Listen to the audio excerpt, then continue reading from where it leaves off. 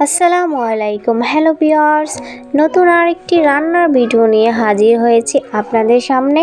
আশা করছি আপনাদের ভালোই লাগবে।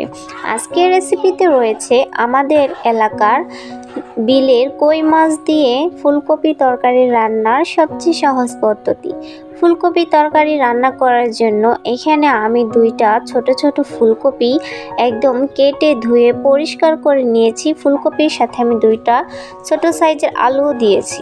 আর এইদিকে আমি টাটকা কই মাছগুলোকে কেটে ধুয়ে পরিষ্কার করে হলুদ, মরিচ, লবণ দিয়ে মেখে রেখেছি। এখন এই মাছগুলোকে ভেজে নেব। টাটকা টাটকা মাছ দিয়ে তরকারি রান্নার মজাই অন্যরকম। তরকারি বসানোর জন্য প্রথমে চুলায় একটা কড়াই বসিয়ে তার মধ্যে সয়াবিন তেল দিয়ে দিলাম। আর এদিকে আমি আদা রসুন বাটা নিয়েছি এবং পেঁয়াজ রসুন বাটা নিয়েছি। বাটা মশলা দিয়ে তরকারি রান্না করলে তরকারির টেস্ট অনেকটাই বেড়ে যায় এবং অনেক সুন্দর একটা ঘ্রাণ আসে। তো পেঁয়াজ রসুন বাটাগুলো আমি ভালোভাবে ভেজে নিয়ে তার মধ্যে মশলা কষানোর জন্য পানি দিয়ে দিলাম, পরিমাণ মতন লবণ দিয়ে দিলাম, হাফ চামচ হলুদের গুঁড়া দিয়ে দিচ্ছি এবং হাফ চামচ থেকে একটু বেশি মরিচের গুঁড়া দিয়ে দিলাম। সমস্ত মশলা আমি দিয়ে দিয়েছি। এখন ভালোভাবে মশলাগুলোকে কষিয়ে নেব। মশলা আমার কষিয়ে নেওয়া হয়ে গেছে। এখন ধুয়ে রাখা ফুলকপি আলু মশলার উপর দিয়ে দিব। খুবই ভালোভাবে এখন ফুলকপিগুলো মশলার সাথে মিক্স করে নেব। শীতকালীন এই সবজিটি অনেকেরই খুবই পছন্দ, অনেকেই খেতে পছন্দ করেন ফুলকপি। আমার ছেলেরও খুবই পছন্দ, তাই তার পছন্দে আমি ফুলকপিটা বাজার থেকে কিনে এনেছিলাম, তার জন্যই রান্না করা হচ্ছে। তো খুবই ভালোভাবে আমি ফুলকপিগুলো কষিয়ে নিচ্ছি। অল্প আঁচে মাটির চুলায় রান্না করছি।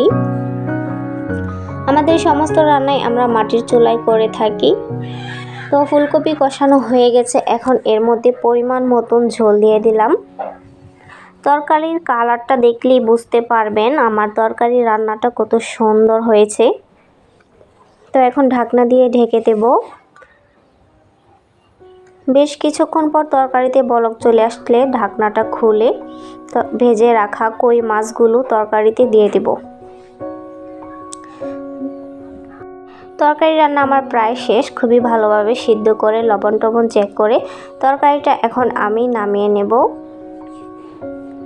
তো এই হচ্ছে আমার আজকের ফুলকপি তরকারি রান্না। তো আমার আজকের রান্না আপনাদের কাছে কেমন লেগেছে অবশ্যই কমেন্ট করে জানাবেন। তার সাথে লাইক কমেন্ট শেয়ার করে দিবেন আর আমার চ্যানেলটা সাবস্ক্রাইব করে দিবেন। আর বেশি দিন বাকি নেই, সামনে শীতকাল চলে আসতেছে। তো শীতকালীন এই সবজিটি আমাদের এলাকায়ও কিন্তু রোপণ করা হয়, আমাদের বাজার থেকে কিনে খেতে হয় না। তো এই ফুলকপিটা কার কার কাছে ভালো লাগে অবশ্যই কমেন্ট করে জানাবেন। আর আমার মতন আপনারাও বাসায় ট্রাই করে ফেলুন মজাদার এই ফুলকপি তরকারি, তার সাথে টাটকা কই মাছ। টাটকা মাছ, টাটকা সবজি, তার সাথে বাটা মশলা সব কিছু মিলিয়ে তরকারিটা অনেক মজাদার হয়ে থাকে। তো আজকের ভিডিওটা এ পর্যন্তই। দেখা হবে অন্য কোনো রান্নার ভিডিও নিয়ে। সে পর্যন্ত সবাই ভালো থাকবেন, সবাই সুস্থ থাকবেন আর সবাই আমার পাশেই থাকবেন। আমার চ্যানেলটা অবশ্যই সাবস্ক্রাইব করে দিবেন। আজকে এই পর্যন্তই। আল্লাহ হাফেজ।